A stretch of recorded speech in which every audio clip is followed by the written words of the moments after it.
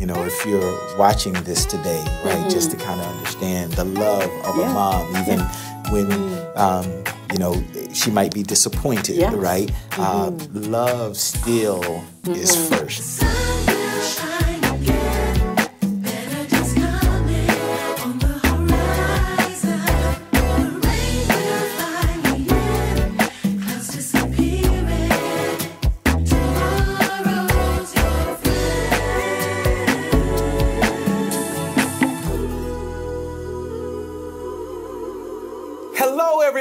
And welcome to the Sweet Spot. What spot?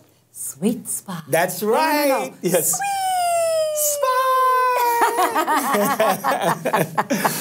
And we are so excited today. We have a very special guest with not just a great story, a powerful story that you will be inspired by. We call her Josie. Her full name is Josephine, but we call her Josie, and we're so excited to have her today. The story is so strong. I don't want to waste a whole lot of time. I do want to introduce my bride, though. Hey, honey. Hey, everyone. I'm super excited because I tell you, Josie is one of my sheroes. I was just telling her, she was just telling me what kind of work she does, and just, I already know her story, and I already think it's riveting.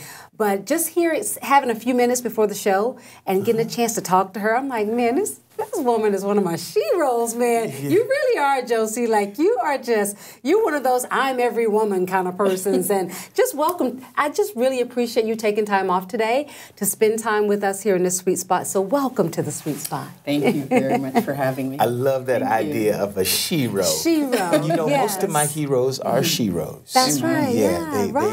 They are strong women that have been in my life, starting with my mom and so on. But sheroes, I think, are the emphasis for today. Absolutely. Especially with you in the house. Yeah. Awesome. All right. Excellent. Good. So let's start from the beginning. Can we talk about growing up and and how you grew up and what was home like?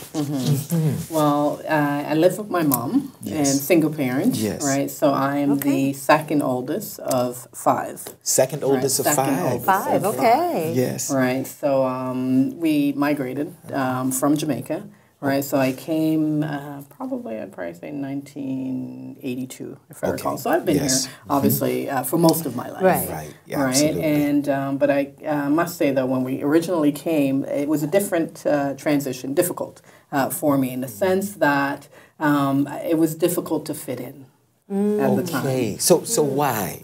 I think at the time my accent was extremely strong, right? And back then, speaking Patois, Jamaica, I guess our dialect wasn't necessarily popular.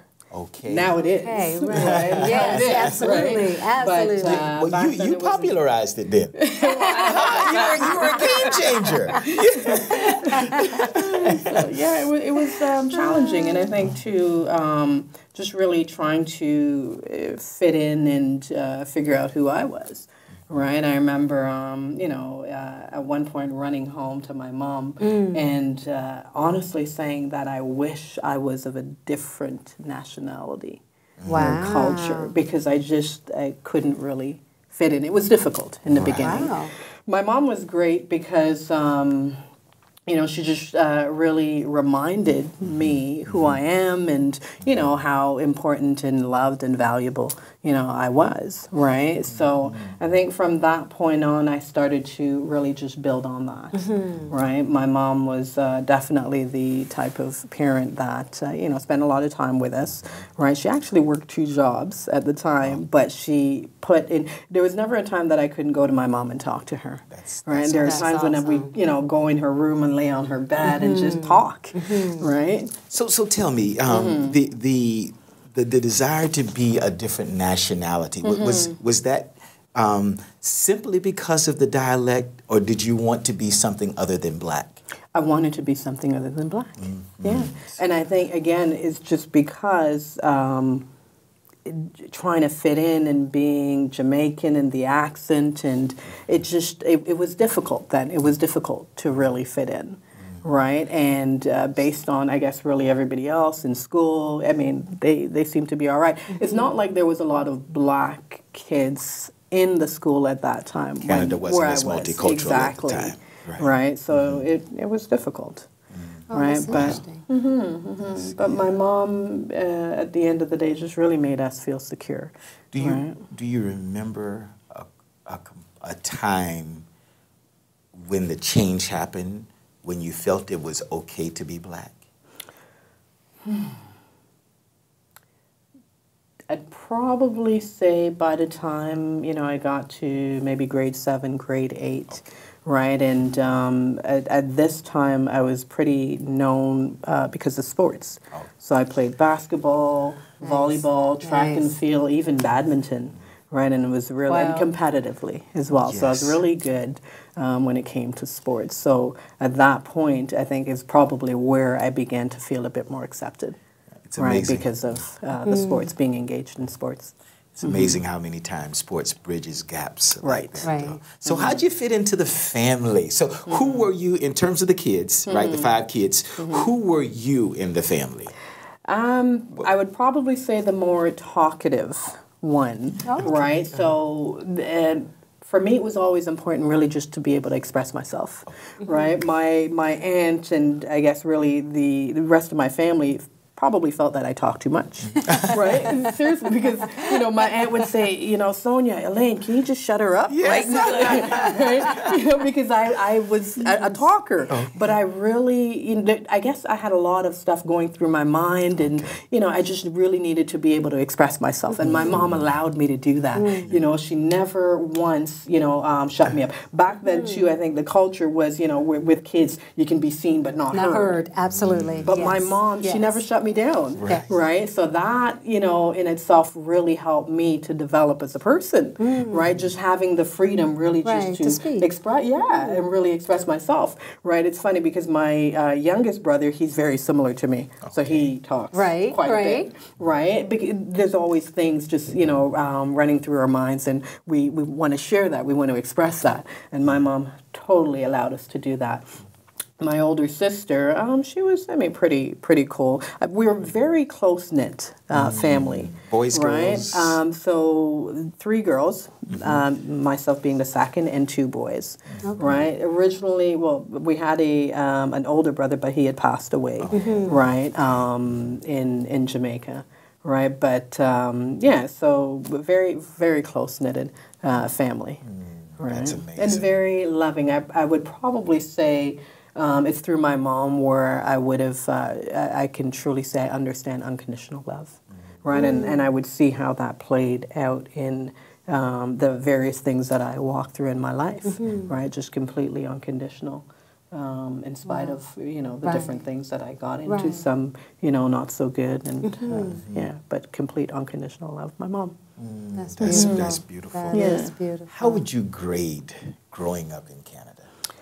We came here as adults, right? So how would you grade that? I think it's definitely a beautiful country, and I say that in the sense, as I got older, I realized, in all honesty, really just the privilege to be here and the opportunity. Right. So as I traveled, being, when I was younger and traveling back and forth to Jamaica to visit my family members, right, I think at that point I no longer took it for granted, in the sense that the opportunities that are here, right, we didn't necessarily have that there, right? And in all honesty, it's really a matter of whatever it is that you want to be, you have that opportunity to accomplish it here. It just takes hard work, right? But I've thought about that, quite often. I much prefer, obviously, being in Canada. Right, definitely would go back home to visit that sort of stuff. But love the home country, So it's not, it's no disrespect to the home country. No, it's, not at all. All love, right? But just the opportunities and the things that I've learned through being here, I wouldn't change it. Yeah, that's amazing. Yes. Good. So you were saying earlier that you were big time into sports, right? So did you play sports all the way through high school? Did you do any So I played basketball and track and field throughout high school. When I got into college, I played basketball. That was my question. Yeah. Yes. So I played at the time Seneca College. Okay. Right on the women's team there. Point guard. Yes. Oh, definitely. I can see you got director written all over your face. Yes. If you were in theater, you'd be a director. Yes. Right. At one point, I was really hoping, to even have an opportunity to play on the women's team, right? The Canadian women's team. Right. Yeah, but to be honest, I just never pursued it. Right. I think again, just a lot of things that I was wrestling with within myself. I just couldn't really focus on that and pursue that. So you were a real baller. Yes. You were a real baller. Where I grew up in Flemington Park, it was really guys that I played with. Right. Right? And that's how I was able to obviously develop. It was guys that I really played with and against. And, and once you're on the court, there's no respect. That's right. Exactly. Exactly. Male, that's female, it doesn't matter. If you're getting on the court, just know you got to be able to handle yourself. Absolutely. Right? I grew up in a basketball family, so I know. Right. Yes. So it's not a matter of, she's a girl. No. That's right. Nope. Otherwise, come off the court. That's right. In Flemo. Right. Yeah. Now, listen, there is that rule. There is a girl's rule, right? Because you don't play hard against the girl unless she can ball. See, that's the rule. So you just gave yourself away. You just told us you can ball because no, you are nice to the girl until you figure out she can ball. When she embarrasses you a time or two, you're not going to play around. Exactly. Everything is off then, right? That's beautiful. Good. Now you mentioned. As you didn't pursue the national team because other things were going on in your life. Can you begin maybe just to kind of share where you were at that time? What was happening in your life? What was going on? I think for me it was really just trying to figure out who I was, right? And I had a difficult time with that. I would probably say when I got to college, to be honest, is where I think things changed majorly within my life for myself. Being on the basketball team, I was surrounded by different women, that sort of stuff. And I'll be honest, I think it was probably from grade 7 where I wrestled with relationships. Right, same-sex relationship. Mind you, throughout high school, I dated men, right? And I had, a key relationship throughout high school, but that relationship wasn't going anywhere, right? And I remember my mom saying to me, well, does he plan on marrying you, right? Is he going to? And I knew that wasn't the case, right? When I got to college now, so that relationship ended. When I got to college, I think it's where, I met other women that were living the life of being with other women, right? So at the time, honestly, I thought it was, and it sounds really twisted, but at the time I thought it was heaven's door opening up. I was like, okay, good. Now I begin to find myself, be myself, right? And I was hanging around, with these other ladies, and the thought that was always in the back of my mind was now coming to reality. Right, and so I literally, decided that I was going to pursue those relationships, right? So the first relationship that I had with a female was in college, right? Which then, obviously introduced me to the whole scene, downtown, that sort of stuff. So, it's funny because even during, I remember. My mom started kind of just suspecting, that there was a change, right? Because moms always know. Yeah, right. And she's, my mom kept, pressing, asking me what's going on, right? And because she's not seeing any guys coming around anymore, right? She's not hearing all she's seeing is women coming around, ladies. And based on, and not to say stereotype, but just based on how they carried themselves, how they look, right? You start wondering, what's going on? Right, and eventually I opened up to her and I told her, right, that I was interested in other women, right, and I remember my mom said, "Well, get out of it," right, So I said, okay, Mom. Because I want to please my mom. Right. Yes. Right? So, I was like, okay, right? So how did she take the whole thing? As she it was, to, well, was she... I'd say difficult because you would never, at that time, it's not like how it is nowadays where it's so open. Right? At that time, I think for her, it's not something that you would desire or expect for your child. Right? So...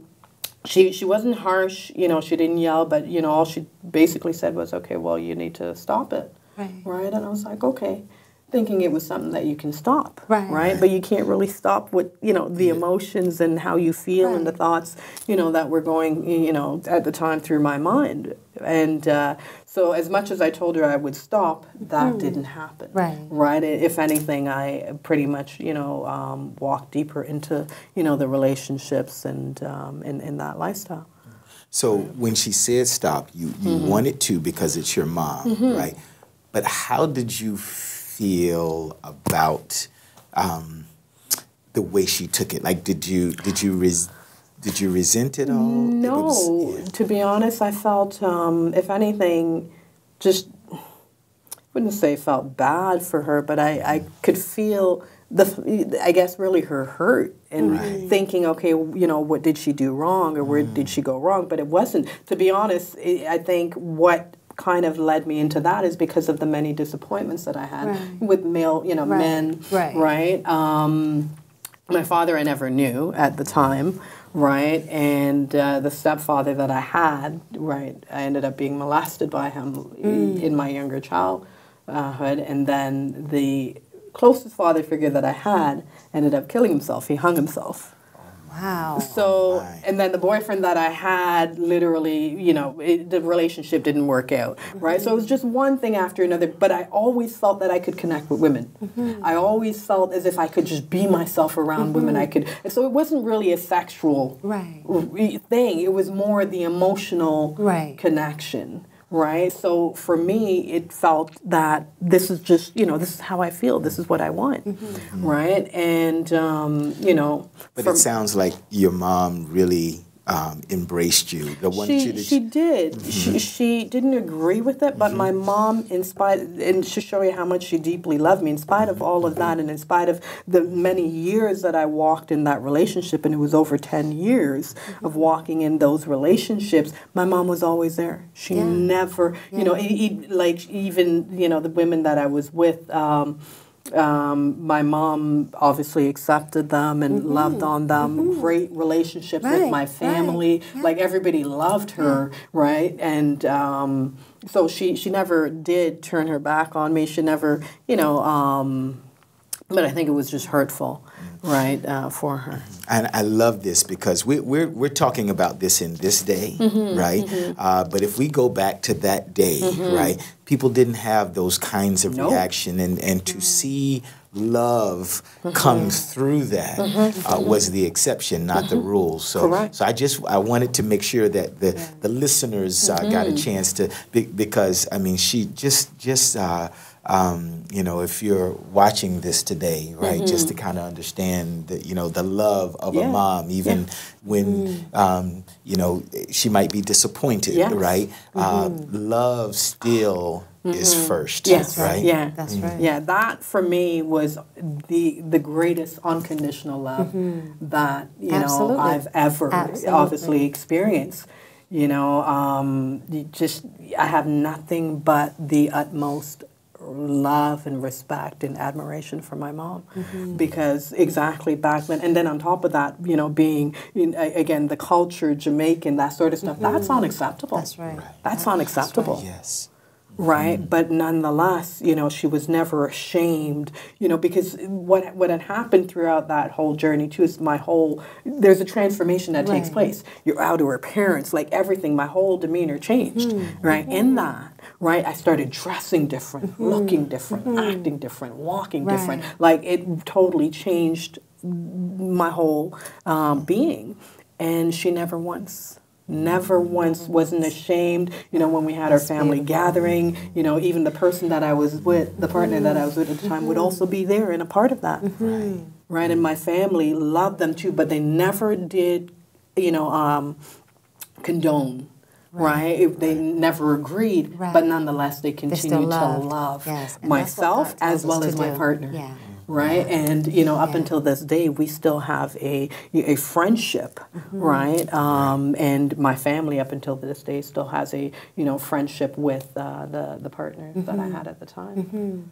Right, wow, so. that's real. That's beautiful. love. That is yes, real it is. love. Yes. That is real love. Yes, it is. Now, you were saying that this relationship lasted for 10 years. Over 10.